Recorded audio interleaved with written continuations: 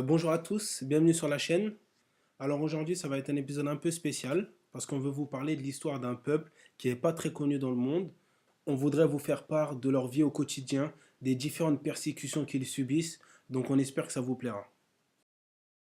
Les Rohingyas sont les membres d'une ethnie musulmane vivant principalement dans le nord de l'état d'Arakan en Birmanie. Le terme Rohingya signifie habitant du Rohang, nom donné anciennement à l'Arakan par les musulmans.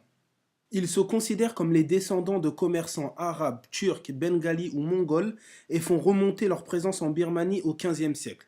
Ce que nie le gouvernement birman qui estime qu'ils seraient arrivés au moment de la colonisation britannique et les considère comme des immigrants illégaux bangladais.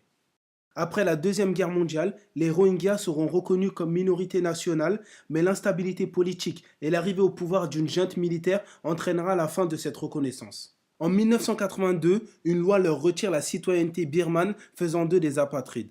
À cela s'ajoutent de graves violations portant atteinte à leur personne et à leurs biens.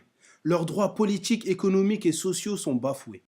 30 ans d'exaction plus tard, il ne reste plus que 800 000 Rohingyas dans un pays de plus de 51 millions d'habitants à majorité bouddhiste. En juin 2012, un Rohingya est accusé du viol d'une Birmane. Ce sera le point de départ d'une campagne de nettoyage ethnique. Au moins 70 Rohingyas ont été massacrés en une seule journée dans le village de Yantei. Aujourd'hui, les discriminations se poursuivent. Ils ne peuvent ni travailler, ni se marier, ni étudier. Ils sont régulièrement expropriés, extorqués et privés de soins.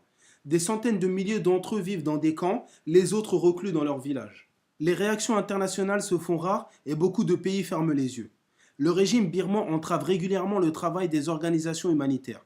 Selon l'ONU, les Rohingyas forment la minorité la plus persécutée au monde. Aung San Suu Kyi, prix Nobel de la paix, reste passif devant cette situation pour des raisons électorales.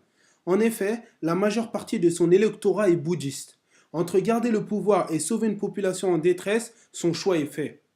Nous finirons avec un message de soutien à d'autres pays et peuples connaissant une situation très difficile tels que la Palestine, le Congo, les Ouïghours, la Syrie et tant d'autres.